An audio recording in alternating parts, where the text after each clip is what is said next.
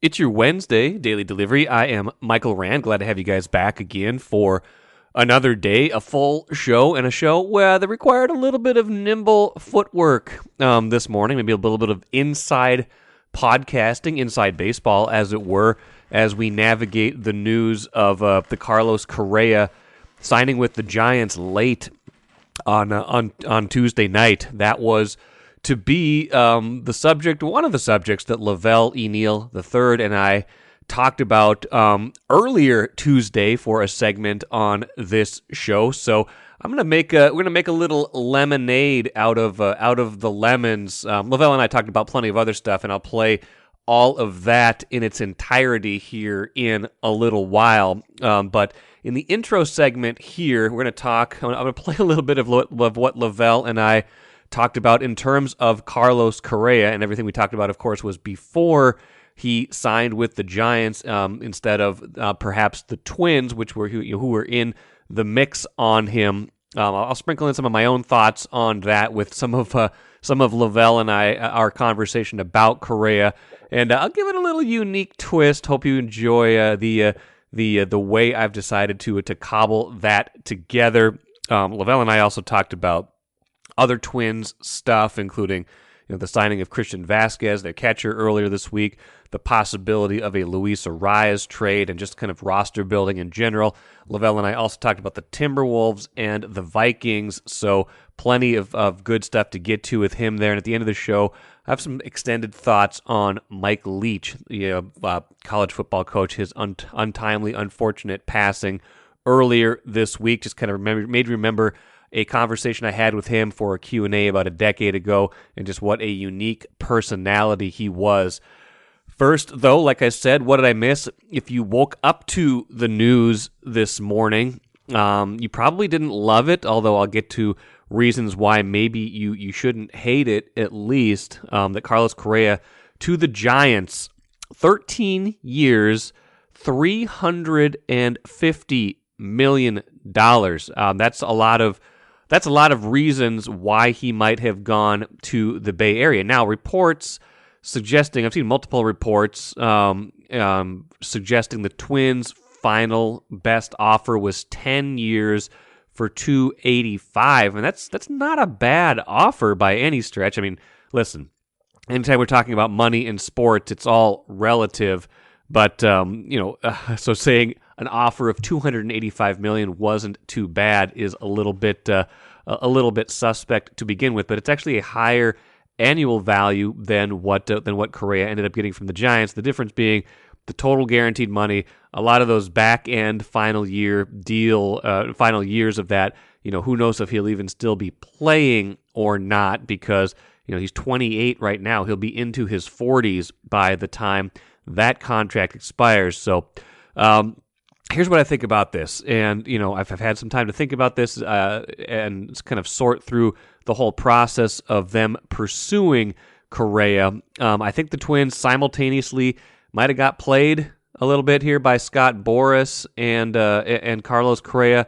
And at the same time, I think they might have dodged a bullet. And what I mean by that is, I'm sure their pursuit of Correa was legitimate, and I'm sure there was a possibility that he was going to sign here. But once you saw the way the market was going to unfold, the way a lot of teams were throwing around big money, you knew at a certain point that another team was going to be able to outbid the Twins. Number two on that is, I don't think the Twins were, as much as he built a relationship here in that 1 year, I think to Scott Boras, the Twins were never anything more than a team that he could negotiate off of. Now, that doesn't mean he never would have signed here if the market would have pointed him toward Minnesota, but Scott Boras doesn't do anything for anything less than the top dollar that he can get. And if he could find a team that could fall in love with Carlos Correa, could talk itself into a long-term deal for Correa, at least create some sort of baseline market for Carlos Correa, man, the Twins sure fulfilled that. And again, not to say that they never could have signed him, but I never got the sense all along that they were a favorite to sign him. I always felt like they were a fallback plan if the market didn't come to him. And once these other shortstops started signing, you knew that Correa was going to have at least a handful of suitors, and the Giants were the ones, after they missed out on Aaron Judge, that came up with the money. Number two, as good as Correa was for the Twins last year, I don't think I would have paid 13 years, $350 million, and I'm pretty sure I wouldn't have paid 10 years, $285 million if I was the Twins for him. I just don't like investing that amount of money in a position player whose skills are certainly going to decline at a certain point on the back half of that contract. I think it would have been, to a degree, it would have been Joe Mauer all over again. Now, again, Carlos Correa, great track record, and I'm not saying they shouldn't go out and spend money, and I know that's the cost of doing business these days. I'm just saying the Twins, if they are dealing in a certain amount of reality, tying up 15 to 20% of their payroll in one player, even one as good as Carlos Correa, even someone who's as good a leader and player as Carlos Correa, is a dangerous business. I know we want the Twins to operate in those spheres. I know they can if they decide to change an economic model to a certain degree and go that route. I just don't know if that would have been the player that I would have gone all in for, even if it seemed like it made a certain amount of sense for the Twins. So I think they dodged a little bit of a bullet here in terms of what ended up happening. Take a playcation to Mystic Lake. With 24/7 gaming, the good times never have to end. And you can satisfy your cravings at our restaurants and bars. Or relax in one of our luxurious hotel rooms. Those that play together, stay together. And don't forget to join Club M so you can spark new memories and bask in the rewards along the way. Follow the lights to Mystic Lake, where every day is play day. Now, like I said, Lavelle and I talked about Carlos Correa before the signing ended up happening. This was a conversation from earlier Tuesday that I'm going to divide into three segments. You might find this a little bit derivative, but I'm going to divide these into three segments: the ghost of Carlos Correa past, the ghost of Carlos Correa present, and the ghost of Carlos Correa future, as we think about what ultimately happened just hours after Lavelle and I talked, and our conversation in general and what it means for the Twins. The ghost of Carlos Correa past. Talked about a couple times, like it feels like some of the dominoes have fallen already. Aaron Judge signed with the Yankees. You've got two of these shortstops already off the market with Trey Turner and Xander Bogaerts. So it feels like we should get some clarity at some point here on Correa, but it hasn't happened. It didn't happen at the meetings, and so now we're kind of at this point where you never know when it's going to happen. What's your read on where they stand with that? What Scott Boras is looking for Carlos Correa, and how close the Twins might be able to get to that? Yeah, I think the Twins tried as hard as they could to sign Correa and keep him in the Twins uniform. I just don't know if it's going to work out. There were reports that the Yankees were in a couple of days ago, but now maybe they're out. The Giants did not get Aaron Judge, so they got about $300 million laying around that they are willing to spend. The Cubs have shown interest, but then late last night there was a report that maybe the Cubs are out. Is there a $300 million offer out there for Correa? I sense that's what Boras wants. Trey Turner signed a nice fat deal with the Phillies, and he will not want to slot his guy in behind Trey Turner. He'll want to slot him above Trey Turner. Now, I was told that if you include what the Twins paid Correa in 2022, which was about $35 million, that 35.1, I think their offer would be close to 11 years and $300 million. They'd be close to that, but not quite. So they've been trying and they've been tweaking this deal to try to entice Correa to sign. I just don't know. Now, could they benefit from them running out of suitors? Possibly. The Giants do have Brendan Crawford still at shortstop they can use there for another year if they don't like the numbers that Boras is asking for. So, but the problem with Scott Boras is he's going to play the long game. He's going to wait this thing out to try to get extract what he wants from teams. He's going to ask to talk to the owner directly. He's going to want to have high profile meetings and things like that. And I don't know if the Twins have the time or the willingness to play the long game with Boris. The ghost of Carlos Correa present. I was told over the weekend that, by the middle of this week, they may decide to move on and maybe pivot to Swanson, or just they have an off season. They have a bunch of moves they want to make. They're still interested in upgrading the rotation. Right. I know they're interested in Carlos Rodon. I don't know if they're willing to give him 7 years and $25 million a year, which he's seeking. Personally, I would sign Rodon to that. I know that 3 years ago he had injury history. The last 2 years, though, he's been relatively healthy. And last year, he was excellent. And the Twins have not had a quality left-hander in their rotation for a number of years. I mean, the last two lefties they've had who have started 20 games in a season, the first one's Martin Perez, and the second one's Alberto Mejia. Oh, my God. Okay, so Mejia got 20 starts in a season? Yes, he did for the Twins. Yes, he did. Okay. So it tells you where they are as far as having a quality lefty in that rotation. I would do it, I'll be honest with you, because the going rate for a good starting pitcher is now $20 to $25 million a year. We were headed this way when the Twins are trying to determine whether or not to keep Jose Barrios.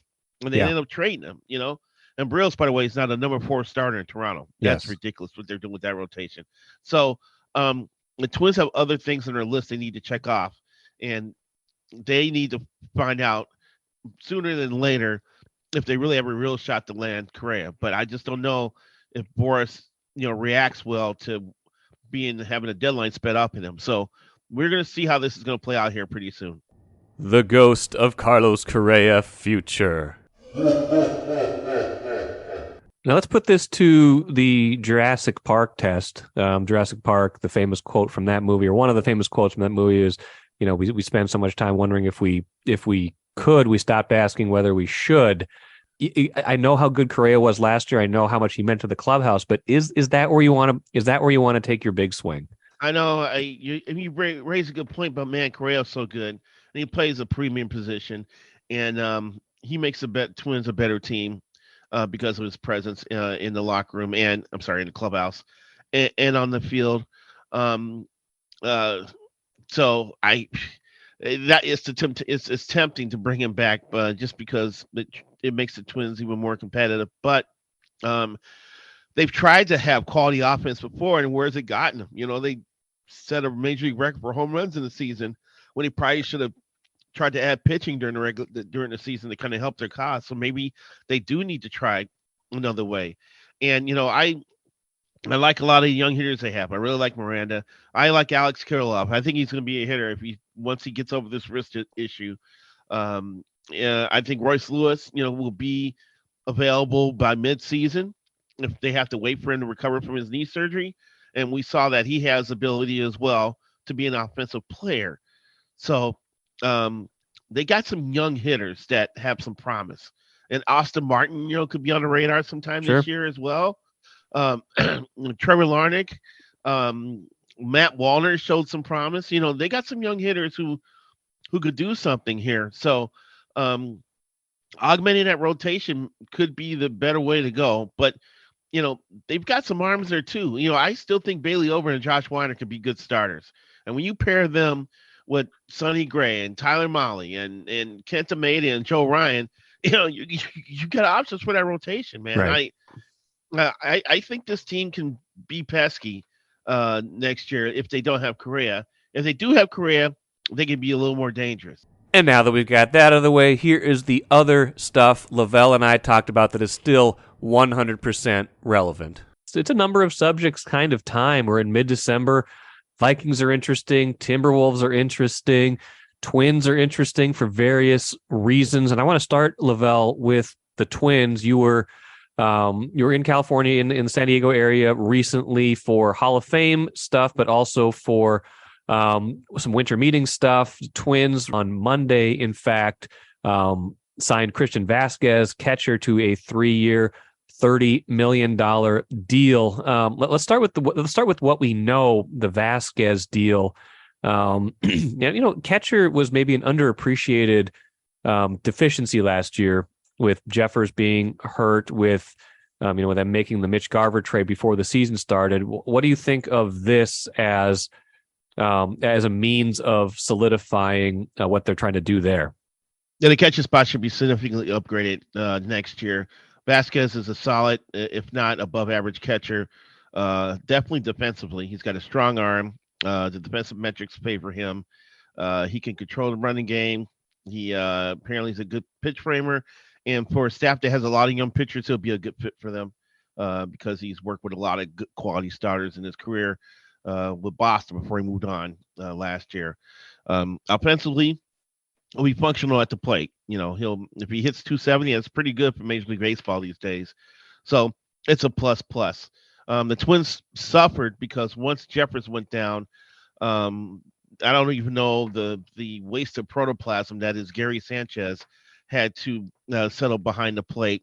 And when he wasn't striking out, he was not catching pitches and fumbling pitches and just showing why the Yankees were so happy to include him in the Josh Donaldson trade a year ago. So farewell, Gary Sanchez.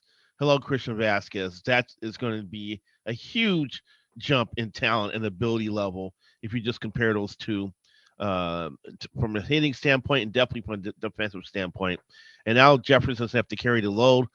He can continue to develop and maybe learn a few things from Vasquez. So it's a good move for the Twins who need to address, I still think catcher is one of the most vital positions on the field. And the Twins got a good one with Christian Vasquez. Kind of reminds me, of a different player, and certainly righty lefty is different, but kind of reminds me of when they signed Jason Castro a number of years ago, when it was, they just were like looking for someone to kind of hold down that job. Someone that was maybe not flashy, but I think Castro was kind of underappreciated here for what he did, even though he didn't hit a ton. He was a guy that pitchers liked throwing to him, and he gave them a certain amount of stability there. Yeah, I like Jason Castro. He was actually a Stanford guy who wasn't one of those smug, elitist Stanford people that you run into across this country. He was actually a reasonable guy to talk to, except when Trevor Hildenberger pitched to him, because Hildenberger went to Cal. And I remember going up to Castro and going, wow, a Cal guy pitched to a Stanford guy. That's almost like an unholy alliance. and Castro said, I had to try very hard not to tell the hitter what pitch was coming. That's great. That's great. But yeah, I mean, your larger point stands. I mean, just the fact that, again, this is probably, this is not going to be, you would think, their signature off-season move, but if you're deficient in catcher, it shows up pretty quickly, and they were not good in that spot last year, especially after Jeffers got hurt. So there you go. It also reflects the lack of catching depth in the organization. They didn't have a young guy that they could throw out there. I think they tried Caleb Hamilton one game and said, "Oh my goodness, we can't keep throwing this guy out here." So hopefully they're also addressing this from a developmental standpoint about the catchers they draft and develop within the system as well, because they kind of got caught with their pants down a little bit when Jeffers went down. Dealing Luis Arias is something that's been mentioned, reported. Is that a good idea? I mean, he's one of your only. It feels like he's right now one of the only guys that gives you, that kind of consistent, day in, day out, good at bat, dangerous batting title last year, but. He's got some holes in his game. He's not a great defensive player. What do you think? What do you make of that? I mean, you've got to give something to get something. I know that, but is that someone you want to, give up even if it means bringing pitching back? Yeah. Well, it depends when you get back. If Arias needs to be part of a package to land someone like Pablo Lopez from the Marlins, then I would seriously consider doing it. But other than that, I mean, Arias is the only guy that looks like he's dangerous when he's facing good pitching. I mean, down the stretch when the Twins, we're playing in some games that were meaningful, he was the one guy who looked like he was not fazed by the big moment and could hit the starter or the team's best closer as well. But the Twins continue to have concerns about his long-term health. They're worried about his knees, worried about where he could play in the field. It was second base. Now it's more first base. my argument is that Arias has been aware of this, and he went and spent 7 weeks with Nelson Cruz last offseason and came to camp in the best shape of his career. And it led to his first All-Star game appearance and a batting title. So um, he's been a model citizen in the clubhouse, a good teammate. He checks off a lot of boxes with the type of guy you want to lock up instead of trade. Right. You know what I'm saying? So to me, that's tempting for me to keep a guy like that because he's going to be a good fit. And since he's not a power guy, he's not going to cost you $20 million a year to lock up. Right. Now, I was told that the Twins tried to lock him up a year ago, and he turned it down in an effort to bet on himself, which looks like he bet and won because now he's got a batting title to bring to the negotiating table. So Velle GM has his price. If he needs to be part of a package for a really good pitcher, like which I think Lopez is, then I have to consider it. But trade him just to trade him because you're worried that you need to sell high because the body may give out. I don't like that type of approach at all. No. Let's get to a couple other things before we go. Enjoying this chat with Velle E. Neal III. Velle, stop me if you've heard this one before. The Vikings head coach is concerned and annoyed about what's going on the other side of the ball outside of his expertise. In this case, it's Kevin O'Connell and the defense right now, which has been terrible lately. 5 straight games of over 400 yards. They're dead last in a lot of statistical categories. Ed Donatel on the hot seat to a certain degree. O'Connell getting asked, are you thinking about making a change in who's calling the plays? He said not at this time, but he definitely wants to see things run differently. If you're Kevin O'Connell, what do you even do at this point? Because you got 4 games left in the regular season. You're 10-3. Like let's not forget about that. You've gotten things done to a certain degree, even kind of with this patchwork defense, but it's kind of hard to see even what the options are at this point, unless he's ready to kind of make a bold in-season move. If they had a bye week to play with where they could seriously look at their scheme and make some major changes, maybe, but they really don't have enough time to overhaul the defense or make some major changes to try to get the most out of the personnel they have. So it looks like this is not a good defense for Danielle Hunter. He's done very little all year. And maybe he needs to get back to the 4-3 where he can put his hand in the ground and be a disruptive force. It looks like Zadarius Smith is playing hurt and probably could use a week off, and they're 10-3, so maybe they should think about giving him a week off to rest up because he's walking with a limp, so that's a warning sign here. And when those two guys are not operating well, they're not getting the pass rush.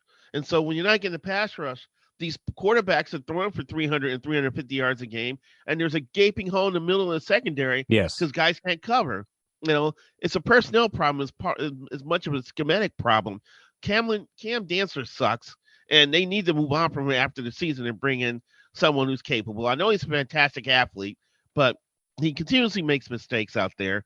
They're injured back there. You saw even with Harrison Smith back there trying to keep everything under control, they're still giving up yardage, so he'll be back this weekend. So that would help against the Colts, a team they should easily handle. But I would seriously think about sitting Zadarius out and let him heal whatever bruises and bangs up he has through the first 13 weeks of the season, recover here. So they're just have to grin and bear it here and realize that they may have to outscore their defense down the stretch here, because I think Sunday's game against the Lions could be a harbinger of what the postseason will look like if the Vikings play a credible team and can't get any pressure on the quarterback. Well, that's it. I mean, down the stretch, they're not really facing a lot of, huge threats, right? You talked about the Colts. The Colts have played some teams tough this year, but they're not a playoff team. The Giants are potentially a playoff team, but they've been fading a little bit here, and that's not a great offense in any stretch of the imagination. Then you got the Packers and the Bears to end the year, and the Packers could still be playing something at that point, but they might not be, and the Bears certainly, as you well know, will not be. They're in another transition year, kind of trying to sort out Justin Fields and get the offense going in the right direction. So they're going to have some opportunities, I think, to get well. They got to make sure they clinch this division at some point, which they should.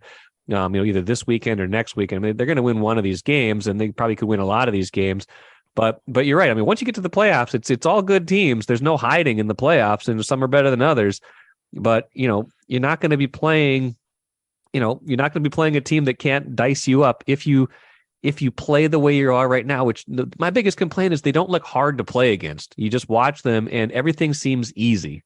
Yeah, exactly. Running the ball against the defense, and like I said, picking that secondary apart. It looks like there's points to be had when you face the Vikings. They caught a Detroit team that's on a roll offensively. They're scoring a lot of points. Guys are raising the game. Amon-Ra St. Brown, was headed to stardom as wide receiver. Jameson Williams is healthy now. They got a decent running game, and Jared Goff doesn't make mistakes. And if I'm not mistaken, Detroit's put together a pretty decent offensive line full of like first round and second round draft picks or whatever. So they ran into a team that offensively is purring pretty good, but teams should be saying that about the Vikings. They have arguably the best receiver in football in Justin Jefferson. They have Kirk Cousins, who's a very accurate passer when he has time, and they have a quality running back in Dalvin Cook. And they should be causing more problems for opposing defenses, I think. So I don't want them. I'm worried that KOC is going to get conservative because he feels like maybe I need some more ball control here to keep my defense off the field. That means we're headed back to Zimmer ball, which I don't want to see. No, I think I want to see the other way, where you got to keep throwing haymakers offensively, and just kind of open up the offense, knowing that you may have to be in a couple shootouts here. Speaking of easy to play against, final thought, Lavelle, watch the Wolves game, actually the last two Wolves games against Portland, and Portland just getting all the shots they wanted. They made a lot of shots, I mean, let's be honest, but Portland over 130 in 2 straight wins over the Wolves. The Wolves can't, the rebounding is bad. Like Gobert had 20 boards the other night. Nobody else had more than 4. Like Jaden McDaniels doesn't rebound. D'Angelo Russell doesn't rebound. Like none of these other guys get any rebounds.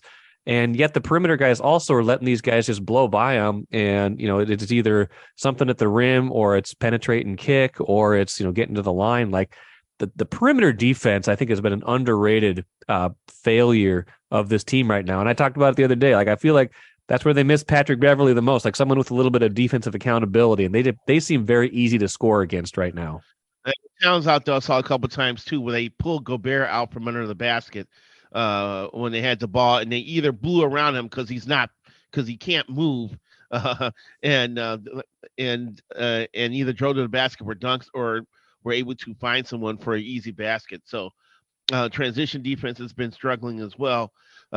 Plus, Wolves can't make a shot. They rely on Anthony Edwards doing gymnastical madness when he drives to the basket to try to score, or D'Lo throwing up ill-advised shots in the flow of the offense.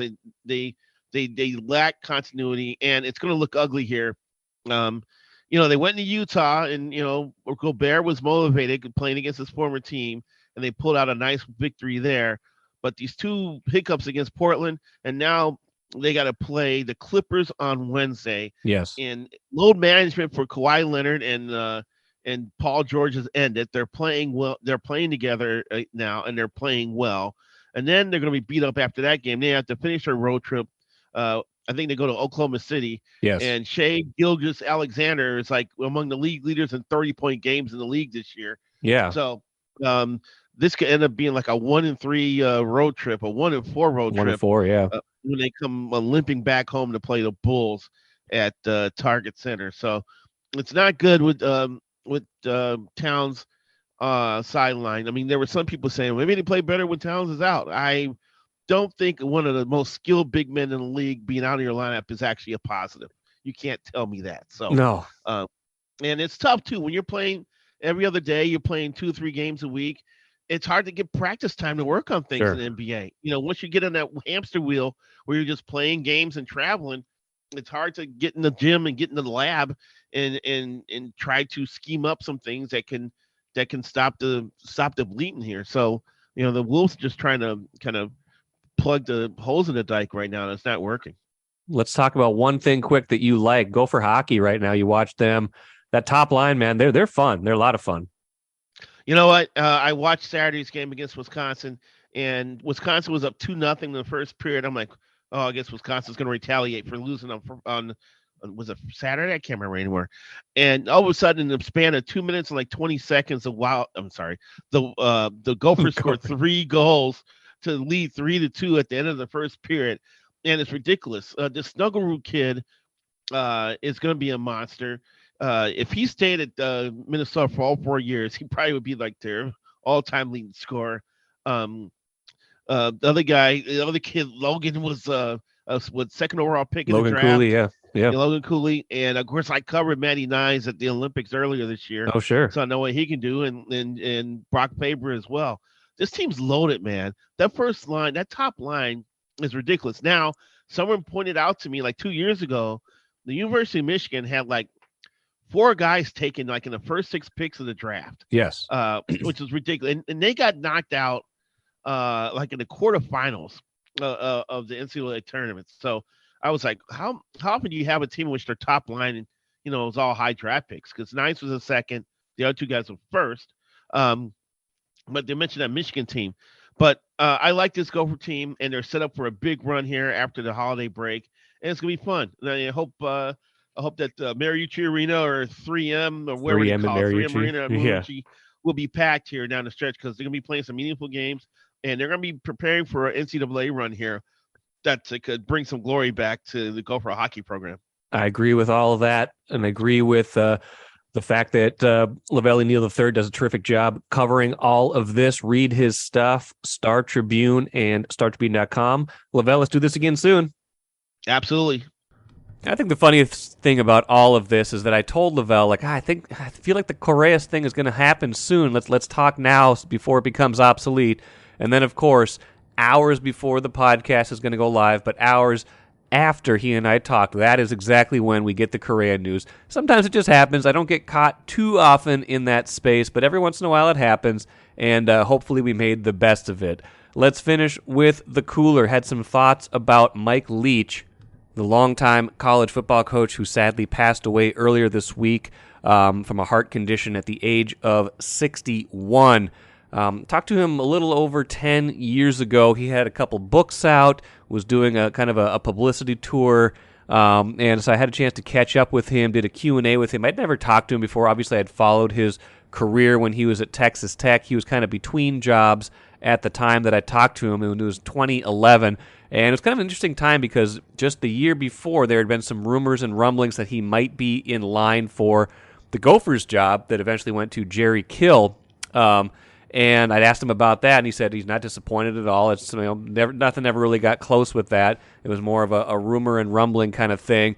But just getting to talk to him, getting to understand what a character he was, and we use the word, we bandy around the word character, and what does exactly it mean? I mean, it means to me, that someone who kind of breaks out of certain norms, someone who doesn't really fit into a mold that you might expect. And that was definitely Mike Leach, and that was definitely what I remembered from my conversation with him.